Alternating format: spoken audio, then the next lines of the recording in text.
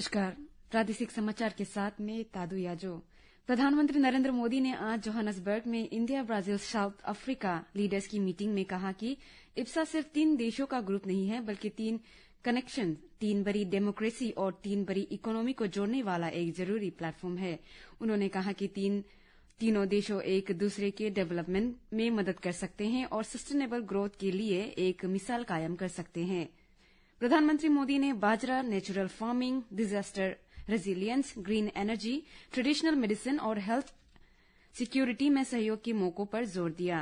Human centric development में technology की भूमिका पर जोर देते हुए प्रधानमंत्री नरेंद्र मोदी ने डिजिटल पब्लिक इंफ्रास्ट्रक्चर को शेयर करने में मदद के लिए इब्सा डिजिटल इनोवेशन अलायंस का प्रस्ताव रखा।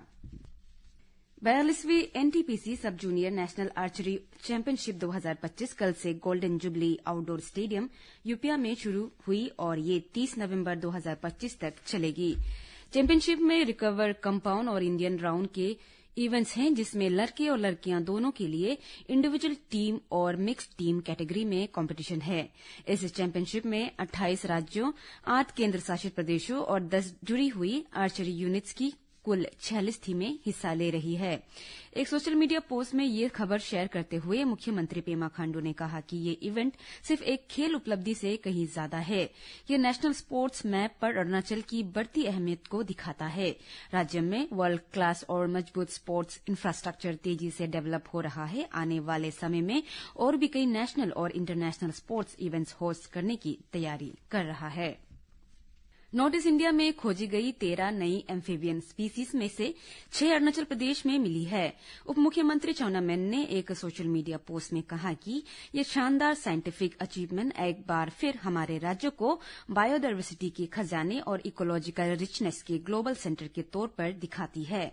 उन्होंने रिसर्च की तारीफ की और आगे कहा कि अरुणाचल नेचर को बचाने और साइंटिफिक एक्सप्लोरेशन को सपोर्ट करने के लिए कमिटेड है, जो कंजर्वेशन को मजबूत करता है और आने वाली पीढ़ियों को इंस्पायर करता है। आरडी और पंचायती राज मंत्री ओजिंग तासिंग आज ईस्ट सियांग जिले के पासीघाट में दिवंगत तापोर गांव inter village orchid football tournament के दूसरे एडिशन के उद्घाटन समारोह में मुख्य अतिथि के तौर पर शामिल हुए। एक सोशल मीडिया पोस्ट में श्री तासिंग ने कहा कि ये इवेंट खास है क्योंकि ये दिवंगत तापोर गांव की याद में है, जो एक सम्मानित सोशल एक्टिविस्ट थे, जिनकी पब्लिक सर्विस, कम्युनिटी में एकता और एजुकेशनल सुधार के लिए पूरी जिंदगी की लगन ने अनगिनत युवाओं की जिंदगी बदल दी। उन्होंने आगे कहा कि खेलों को प्रोत्साहित करके डिसिप्लिन, टीम वर्क और हिम्मत को बढ़ावा देकर ये टूर्नामेंट युवाओं को ज्ञान और चरित्र दोनों से सशक्त बनाने के उनके दृष्टिकोण को आगे बढ़ाता है।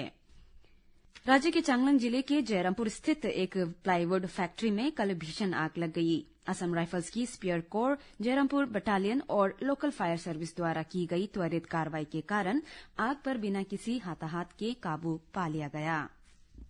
रिवाज में 20 से 22 नवंबर 2025 तक आका रूसो भाषा और संस्कृति के दस्तावेजीकरण पर 3 दिवसीय कार्यशाला आयोजित की गई।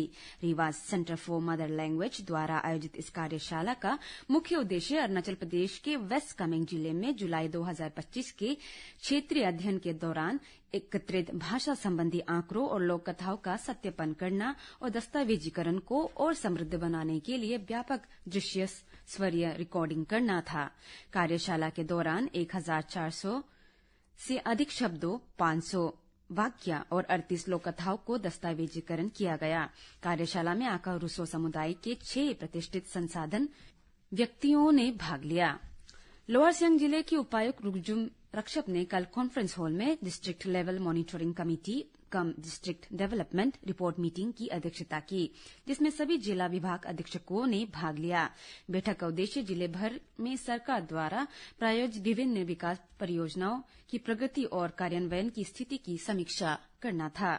बैठक के दौरान श्री रक्षप ने इस बात पर जोर दिया कि विकास कार्य निर्बाध रूप से जारी रहनी चाहिए और विभागों से जिले में सरकार द्वारा शुरू की गई सभी परियोजनाओं को समय पर पूरा करने के लिए गति बनाए रखने का आग्रह किया। इसी के साथ ये समाचार बुलेटिन समाप्त हुआ। नमस्कार।